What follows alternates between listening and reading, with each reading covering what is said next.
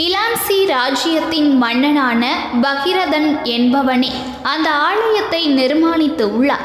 ஆனால் அந்த மன்னன் ஆண்ட காலம் எது என்பது தெரியவில்லை.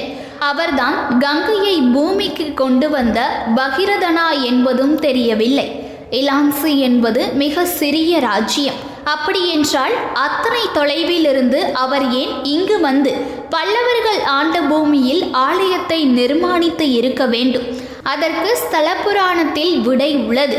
பகிரதன் மிகவும் கர்வம் பிடித்தவன். ரிஷி முனிவர்களை மதித்தது இல்லை. ஒருமுறை நாரதர் அவனிடம் வந்தபோது அவரை உட்கார சொல்லாமல் தன் முகத்தை வேறு பக்கம் திருப்பிக் கொண்டானாம். அதனால் நாரத முனிவர் வருத்தமடைந்தார்.